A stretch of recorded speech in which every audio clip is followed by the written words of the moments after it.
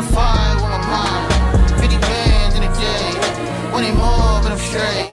Out of the five secret streams I've done, one of them being a live album reaction, one of them also being a live performance reaction, I'm happy to say that I've made enough videos, at least one video per day in the month of January.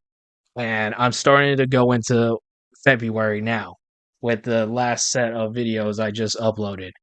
You know, and I'll just say this right now, I think going when I start uploading those reactions again next year, starting in January, I think the original plan was to at least upload a new reaction every day.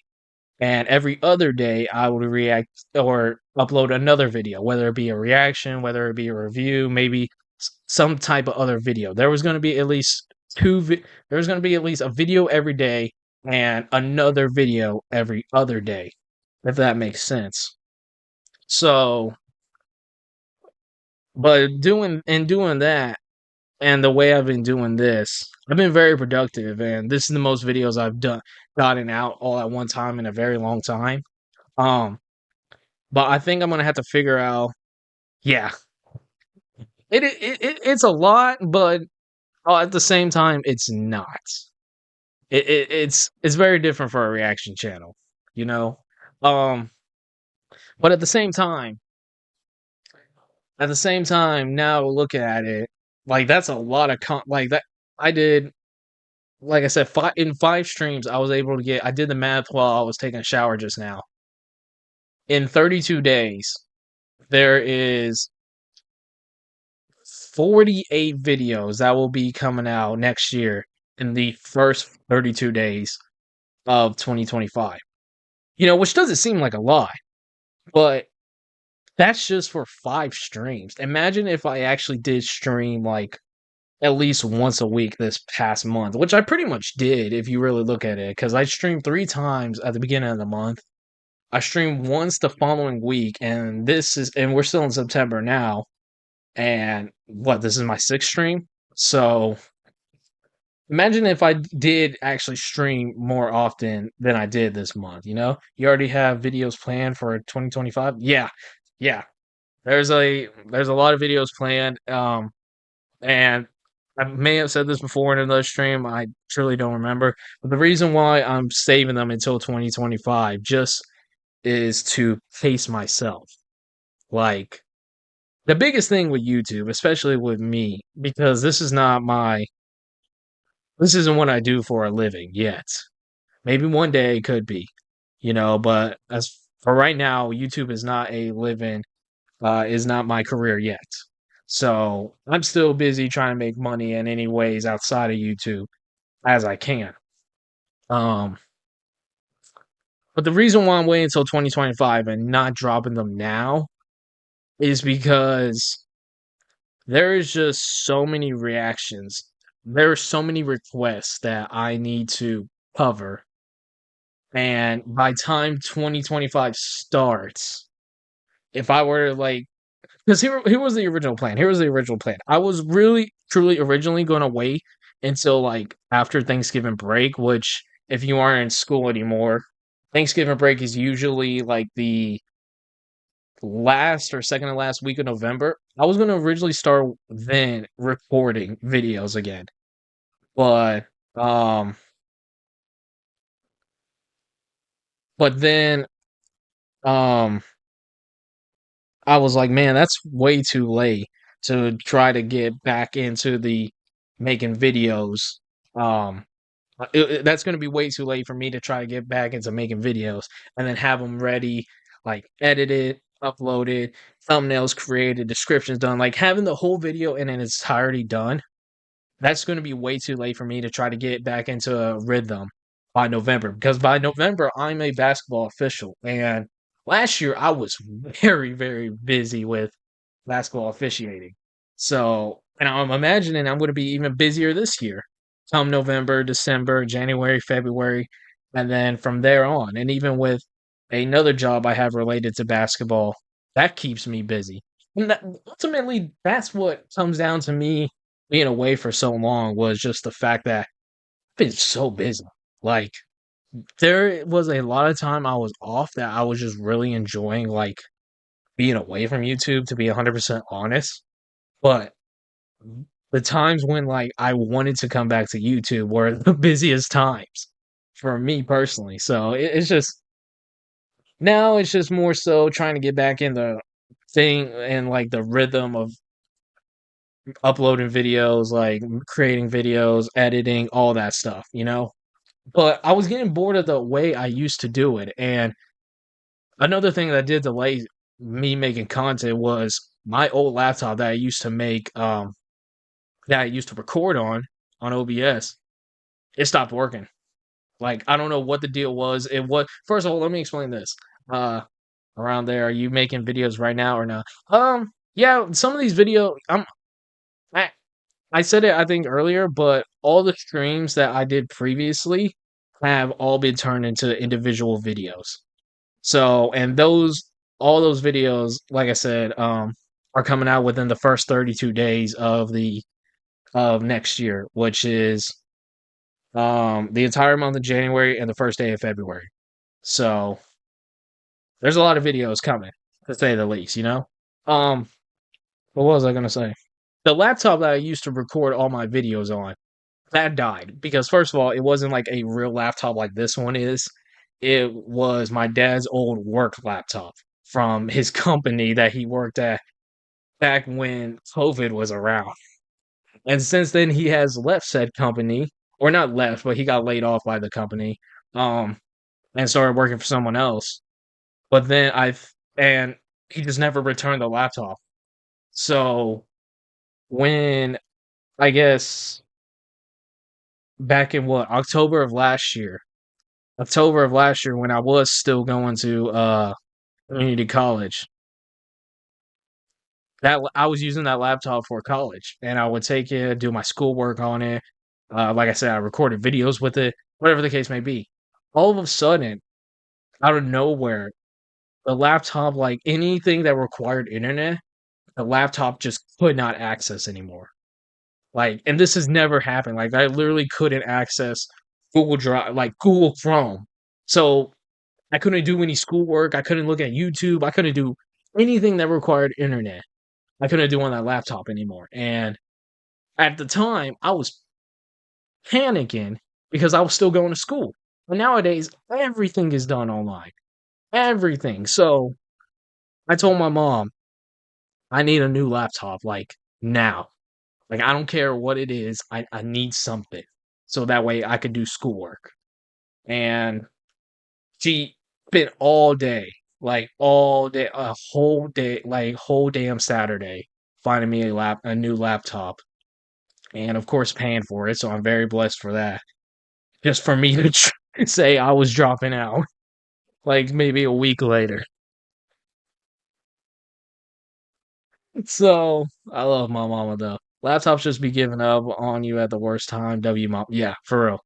Seriously, I am very blessed to have the parents that I do. Who are very understanding and still supporting me as I'm now a 20-year-old man. I'm very blessed to have the parents that I do, and I don't tell them that enough. Um, so that was a big thing that kind of delayed everything. The two big things was school, or it's big three things: school, work, and laptop dying. Those were the big three that were delaying me from doing anything YouTube related. And primarily it was school and work, because since graduating, I've become a basketball official and now I am a volleyball official. Um, and I really love the basketball officiating. Like, it's another way that I can show love for a game that I pretty much know more than anything in my lifespan. Like I literally started playing basketball when I was second grade, and I played all the way until I was a junior in high school. So that's almost a decade. And then what? Like by the time I'm a senior, I'm 18 years old. So I've played basketball for almost a decade. So that's like half of my lifespan right there. You know. So when I started officiating, after graduating high school, it was another way I can appreciate the game that I love in a new form. Because I didn't want to go into coaching yet. Like my dad was my coach my entire life. I had a cousin who was one of my coaches as well. Coaching is not for me just yet. I think, especially at the time, I was not ready to take a coaching position because I just had very little patience for like kids in particular. I definitely my tolerance for kids and my patience towards them has grown significantly in the past 2 years, especially more recently with volleyball officiating. You know, um, but even right now, I'm still not thinking about wanting to coach basketball. Like, I don't have nothing against it, but right now I just don't see me doing that at all. Like coaching is on a level closer to teaching than it is about the sport, if that makes more sense, in my opinion. In my opinion, um, so I've really enjoyed the basketball officiating. I've been given a lot of great opportunities, and I think, and I'm very hard working about um, becoming a basketball official. If that's something I could do down the long run, I would love to do it. It's been a lot of fun, and like I said, the big thing is I'm making money doing something involving something that I love for, and I say this sincerely, love for most of my life. Like literally, like I don't know much outside of basketball. So, but even with like volleyball officiating, I will say has helped me earn a lot of respect for volleyball players, volleyball coaches, volleyball parents, like volleyball officials. Like I seriously didn't know how crazy and like intense volleyball can be, because me growing up, I've said this before. I've said this before millions of times, maybe not millions, but I've said this quite a few times. Me growing up, I was never one who went to these other sports games like for my school or anything because I didn't like going out. I truly didn't like going out. And hanging out with my friends outside of school. That just wasn't me. You know what I mean? That just if I had to do it over again, I probably would have done everything the exact same. Um, but I think I only went to two sports games went like during my high school period, my time in high school that I remember, one being a football game and one being a volleyball game. And those were both like my freshman year. Like so like ninth grade, but and the reason why I didn't go because I didn't understand the sport. And also I wasn't like friends with like any of the girls or anything like that. Like I just didn't interest me. I said this last stream. Stuff that does not interest me like in the slightest, I just truly don't care about. Like I just don't. So if it's something I'm not passionate about, it's something I'm not interested in, I could give two shits less. You know what I mean? But now as a volleyball official, and I think more so an adult, I'm starting to realize like volleyball is very, very competitive and very serious. And as an official, I've learned a lot from not only about the sport, but just about officiating volleyball. Like, first of all, compared to basketball officiating, it is so much easier. Like you're either the R1, which is the person standing on like the staircase, like at the end of the net, and all you do is pretty much call in or out, like reward the team the point, and call any violations if you see any. As the R2, which is what I'm predominantly the R2 most of the time, but I have done the R1 position before. I just got to keep up with substitutions, rotations, and if there's any net violations, um, call it pretty much. So it's been a very interesting experience, and it's as something I was very hesitant towards because I'm not even gonna lie, I was doing volleyball officiating just as a way to make money like while I'm not working basketball games as a basketball official, you know what I mean? So it was something I won't even lie to you. I was doing just to get a get a quick bag and something I've actually come to really love and appreciate. Like as this season has gone on, I've really come to enjoy being a volleyball official, and I am very happy to do it again next year. Truly, and all the officials from both basketball and volleyball, this is the one thing I have to appreciate in my chapter. Have been very welcoming and very supportive and very very good role models for me. I have to give everybody in Gulf Coast volleyball and basketball officials credit for encouraging me to do better, teaching me to do stuff better. Like it's been a very fun experience um, being both a basketball and a volleyball official and learning to appreciate sports in a whole different limelight. You know what I mean? So yeah, that's been keeping me busy.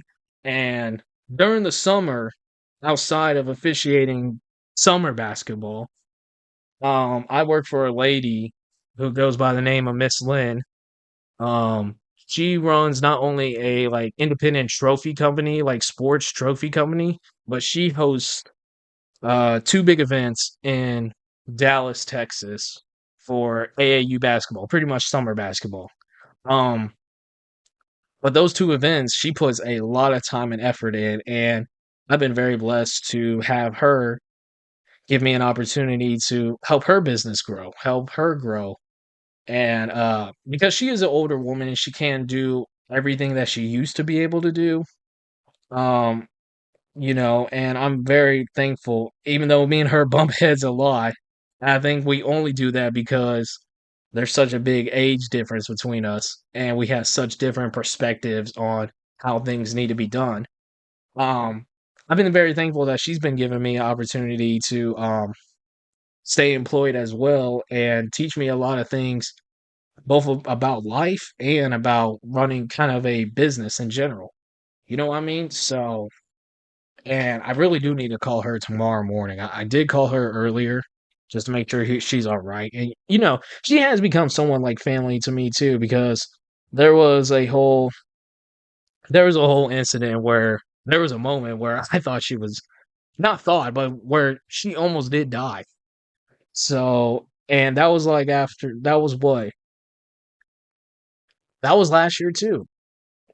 That w- yeah, I think that was last year, right? Yeah, no, that 100% was last year. Last year she almost died um from multiple things. She had a I think it was either a heart attack or stroke. I don't remember which one. I think it was may have been a heart attack. I don't quite recall. But she had like three things severely wrong with her. One being either a heart attack or stroke. She had COVID and something else was wrong with her. I don't remember what the third thing was, but it almost pretty much killed her. She was in the hospital for like over a week. You know what I mean? And I still remember the day I found out when she was in the hospital because I had been trying to contact her. It was around like December. It was in December, I think beginning of December. I was I was at a basketball game I was at a school basketball game at a little private school in Galveston, and I wasn't officiating there, which thank God I wasn't. Um, but I was spectating two new officials at the time and going to see if the training and everything had paid off because I was kind of mentoring and training them. Um, you know, so I was gonna go see their performance, and I had been trying to call her for a while prior to that, like prior to me being there watching those officials. And then all of a sudden I see I have a missed call from her son. When I have her son's number because he is older than me, but I had his number just in case of a situation like that. I was never able to get a hold of her. I could call her son because that's really the only other family she has. Um, so I saw a missed call from him. I stepped out of the building. I called him back, and I could just almost hear a defeated man in the tone of his voice. And he's like, Mike, like, she's in the hospital. And instant tears shedded. Like, I'm talking like that. Tears shedded instantly. Because I'm like, say that again? Like, it felt like almost like a movie moment. Like, it didn't feel real hearing that from her son. And like, he explained everything to me. I felt weak. I, I that like broke me. That was like one of the few times during this whole hiatus that like truly broke me. That and Yoshi. And I'll say that probably was worse because that was someone who I grew closely with within such a short period of time. Don't get me wrong, Yoshi hurt when he passed away, but I had Yoshi for almost a decade. This was someone who has given me many incredible opportunities. Like I said, not just as an employer, but as a person and someone who's teaching me about like life. You know what I mean? So when I heard that, it threw everything off for me for the rest of the night. Like I hate that I took some of that out on the two new officials. I was there to spectate that night. I didn't say anything too harsh or anything, but there was definitely a I guess bitter tone in some of the things I said after that night. And even like driving home, I ended up messing up my dad's like the steering on my dad's truck because I hit like a bump or something like that. I don't know. I don't remember what exactly happened, but that's been fixed since then. Um, and yeah, and like there was just a time where like I didn't know whether she was going to make it or not. So, and then when she finally did come home, uh, she asked me if I could start helping her, like, get everything back together. You know what I mean? And I was like, of course. Like, I said yes, like, instantly, and I didn't do this as an employee. I didn't say yes because I knew she was going to pay me because I didn't accept payment for that. That, like, at least the first week, I would say, of her recovery, I didn't accept payment for that. And at the time, because I had messed up my dad's steering on his truck, my dad was just literally going to drop me off, and I would just stay there all day and just like take care of her. Whether it be like go get her some groceries or throw out her trash or clean up her house, whatever the case may be. That first week, I remember I didn't take no payment. And I told her I wasn't taking no payment because she almost died. Like, are you serious? Like, no, like I was doing that as a friend. Um, and like I said, someone who has become like family to me. I was doing it like out of the kindness of my heart, pretty much. So, but she's doing better now. I still worry about her 100%, which is why I've been trying to call her recently. Because the last time we spoke was back in July, maybe August over the phone, but like in person, the last time was over July. And at the time, I was really upset at her because this last event of hers, this last basketball tournament of hers was very stressful for many reasons, which I won't go into. But I was just like so sick and tired. Like I was last time I like truly talked to her, I was pissed off. I was tired. I was hungry. Like I just wanted to stop working for her right then and there. But I was like, no, let me finish this event off and then I'll be done with her. But then after having like a well needed break and vacation after that event, I was like, okay, I've had my time away. I'm good to go again. So I just, I think like I said, me and her bump heads a lot because of such a big age difference, many life experiences. Um, You know what I mean? Different perspectives. So it's a learning process, but it's one I'm very blessed for. You know, and I'm very, like I said, there's a lot of things about life she has taught me. You know, and a lot of her sayings I keep in the back of my mind now. If I talk to people, I like keep those sayings in the back of my mind. So I'm very grateful for Miss Lynn and everything that she's done and the role that she's been playing a part of in my life these past 2 years. You know what I mean? So, oh man, oh man, I did not mean to be. I did not mean to start chatting that long. Sorry that you had to hear all that breath. Sorry you did. I'm trying to be perfect, that shit is exhausting. An infinite force that nitpicking niggas get lost in.